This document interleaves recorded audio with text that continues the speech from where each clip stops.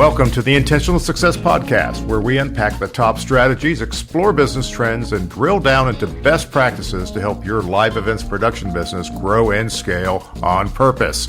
I'm your host, Tom Stimson. And today's podcast, I'm going to review the book I wrote 3 years ago called Demand. Give it a listen. In 2019, I wrote a book titled Demand, How to Build a Smarter Sales Funnel So You Can Turn Down Better Business.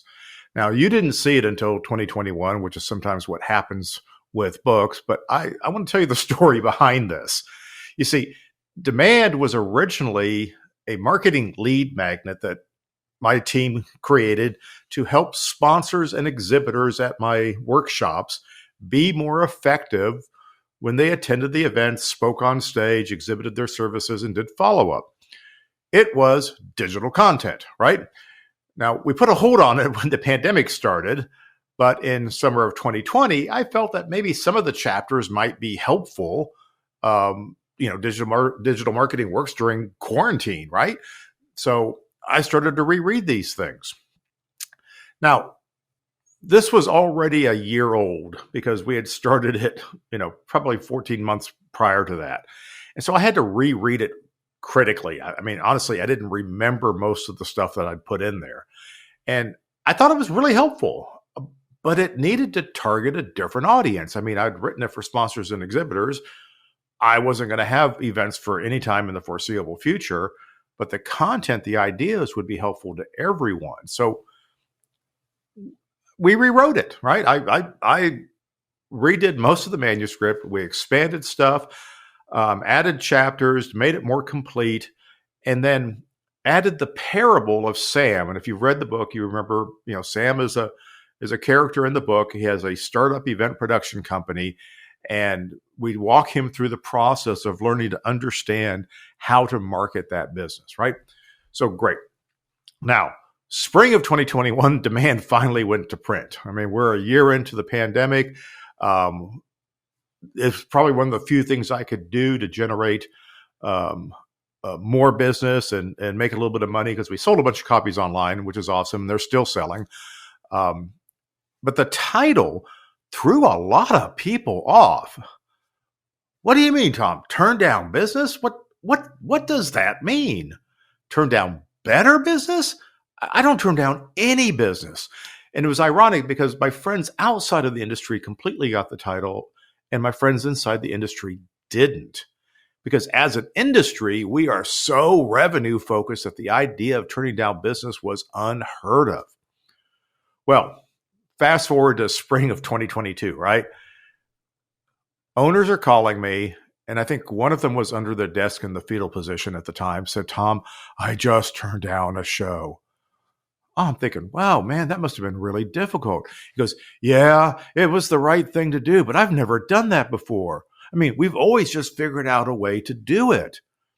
And that kind of sums up our whole industry, right? That's the way that we are wired. Revenue, we need the revenue. We got all this overhead to cover. We got gear sitting on the shelf. All revenue is good. We want the revenue.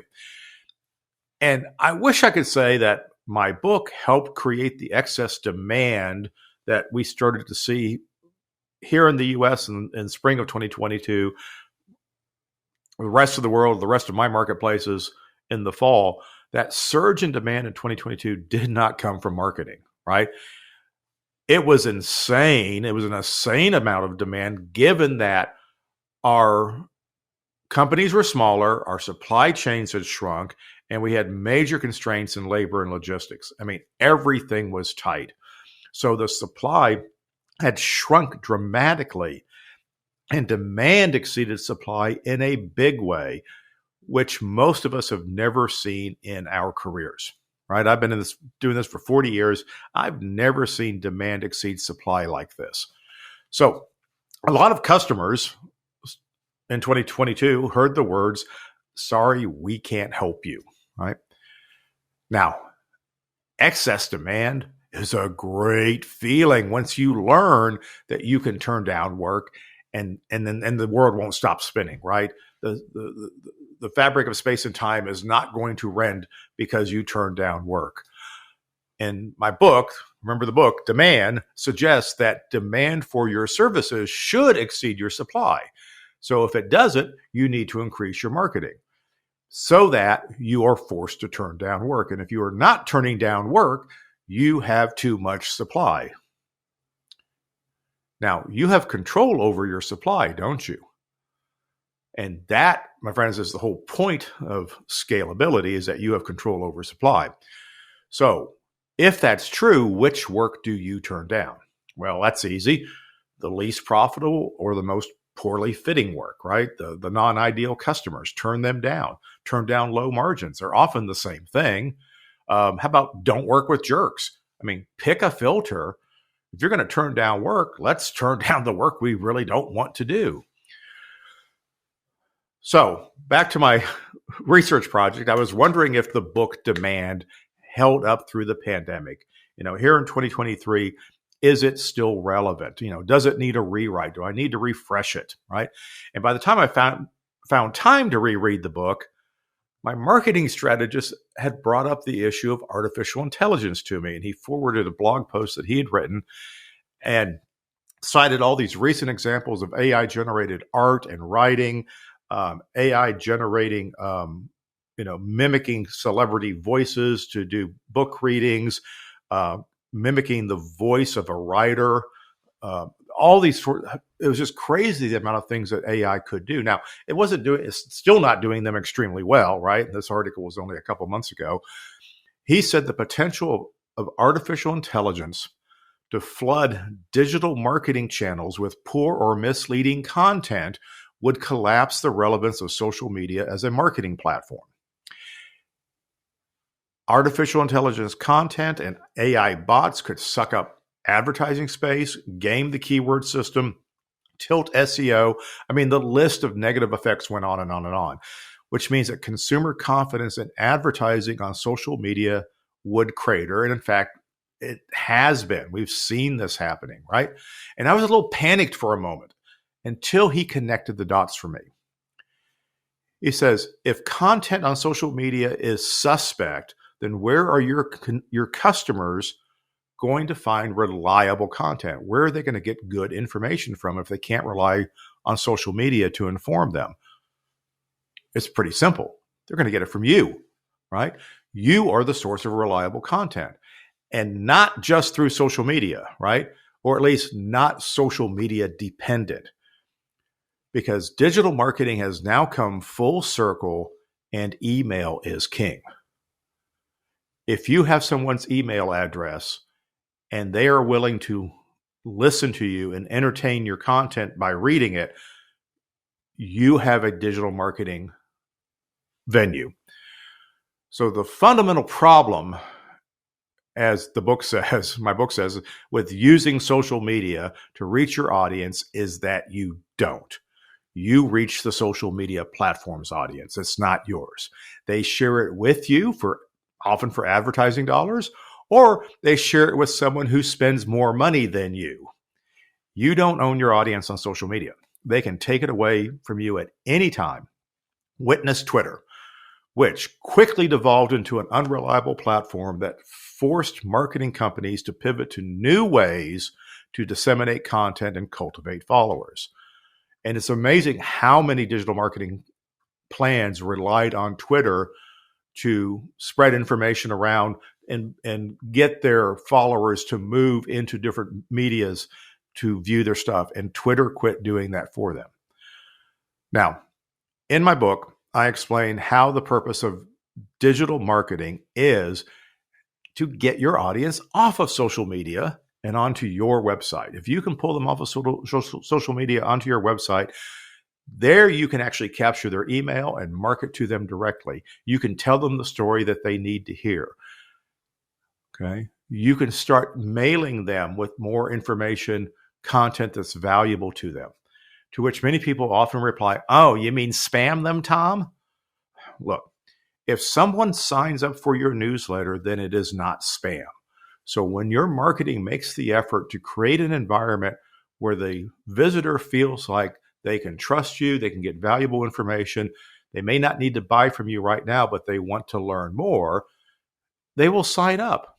Okay. The question is whether you can continue to share something that's helpful to that audience. For instance, this podcast is digital marketing, right? In its purest form. It may not turn you into an instant buyer, but it increases the chances that you'll subscribe to my newsletter. And that additional content will help convince you one day to at least give me a referral, right? That's how it all works. If anything, marketing is more important post-pandemic than it was before. Why? Because before the pandemic, supply exceeded demand. Marketing had to weed out price shoppers without scaring away the good clients. And the line between the two is pretty narrow, right? The price elasticity between a price shopper and a value shopper was less than 10% when supply exceeds demand. Today, demand exceeds supply. Price elasticity has doubled or even tripled. This means that great clients are getting turned away as we speak, even though they are willing to pay more. So the thing about elasticity is that it stretches one way, but it is also pulling back the other. So as supply and demand reposition themselves, and they are constantly doing that, buyers will be evaluating new suppliers, right? How many buyers even know you exist? And then what will happen when supply again exceeds demand? So first of all, don't be the company with so much supply that you always have to sell on price to make ends meet, right? This is what scalability is all about. You control supply and you can turn down non-ideal work. Turn down work. No. We're turning down work. Remember, it's okay. Keep your overhead low so that you can continue to afford to be picky, but at the same time, keep your marketing dialed up, right? Value-based buyers will not disappear just because there is excess supply. So when supply comes back up, the value buyers are still there. You still have price elasticity where you could be worth 10% more than a reasonable alternative. And those buyers will do business with people that speak their language. So as I reread demand, I can see how digital marketing anticipated the scalable business model. And really, the story of Sam is about building a scalable business model, because in that model, you turn down work in busy months so that you can focus on future business while delivering a high quality experience for this month's customer, right? We're turning down better customers, right? So it's not grabbing all the business you can when you're busy. It's grabbing the right business, which means that you need less overhead to be successful. Most of the business that we turn down actually needs to be rejected, right? Bad margins, ungrateful customers, unreasonable expectations should be turned away. And this is why we do marketing. It's not to fill your calendar up with revenue. Marketing is to create so much demand that you get to pick and choose what clients you serve. Better revenue, right? For scalable companies, marketing is not optional. It's essential. It's a key component of the scalability model. One of the quotes in the book says, "What makes small businesses successful is a steady stream of qualified prospects that are prepared to buy." Qualified prospects that are prepared to buy. This is the promise of marketing. This is what marketing can do for you. And this is important because only the buyer knows when they need to buy. You don't know. How could you possibly know when they need to buy? You don't know when to contact them. Marketing doesn't care whether today is a buying day or not. There is a helpful entry point for every viable lead in your funnel and a nurturing next step for every prospective buyer. And they get to decide when they get involved with you.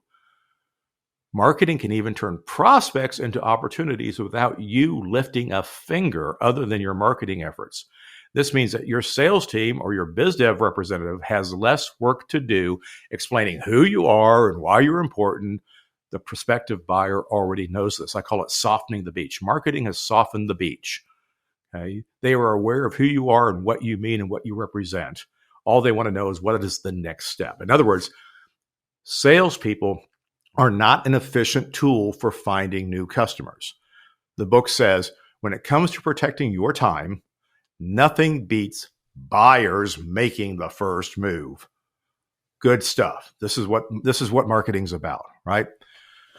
So What would you do if you knew that you were going to have twice as many opportunities starting tomorrow? In other words, if you knew you in advance how much demand there would be for your services in the second half of 2022, how would you have lived your life differently? Would you would you have hired more people and hope that all the work converts to keep them busy? Would you try and handle it all and hope that maybe some of it goes away and everything turns out all right? Or would you turn down the less ideal work? And your answer will depend on whether you think this level of demand will continue. So, what's the safest bet? What's the lowest risk response to doubling or tripling of demand? And it's C. In C, you have a good amount of work in that time period. You turn away non-ideal work. It makes perfect sense. Turning away work allows your company to remain scalable. You don't have to add overhead. You don't have to take unsafe risks about future business. You handle the business that you have right now at a high margin. Now, what if those people never come back that you turned away? Well, they are non-ideal work, right? You don't really need them to come back. But what we have learned is people aren't offended by getting turned down by a quality company. Now, if you're a crummy company and you turn people down, they're probably a little bit offended. But if you're a high quality company, they go, man, I really hate missing out working with these guys, but we'll try again. So the next safest bet from the list is B. B is, you would try and handle it. You can still outsource if you need to, because clearly you're exceeding your capacity.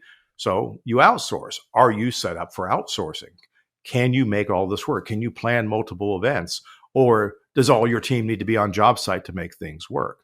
But it is less risky than A. And A is the worst bet. It is the highest risk. A causes you to add overhead, which will force you to take on more non-ideal work, particularly if there's a dip in demand, which I suspect will trigger you to hire even more people and add more gear to keep your costs lower, right? Which means you are now in the death spiral. And every time you add overhead, you need more revenue to keep that overhead paid, which means you're going to add more overhead to reduce costs. And you just keep doing this over and over and over again. And after, 20, 30 years of this, your margins are really small and you're doing $30 million worth of business for 2% net profit. So all of this is to say, if you already own the book Demand, then I recommend you reread it with fresh eyes and a deeper understanding of the marketplace than you had before the pandemic. We are so much smarter now. We've experienced so much more of what real business cycles look like that we can be better business people. And I think this book will help you. Now, if you've not read it, rest assured that I would release this book today without any rewrites. It is perhaps even more relevant to the post-pandemic scalable business model than it was in 2019. So the name of the book again is Demand, How to Build a Smarter Sales Funnel So You Can Turn Down Better Business. You can find it on Amazon. Thanks for listening. Talk to you soon. If you want to find out more about today's episode, go to trstimson.com/podcast, where you'll find the show notes, related links, and tons of other valuable resources. If you haven't already subscribed to the Intentional Success Podcast, please do so, and I'd greatly appreciate if you would rate and review the show. Also, if you think you might be a good fit to work together or want more information about the Stimson Group, I'd love to hear from you. Visit trstimson.com for more information.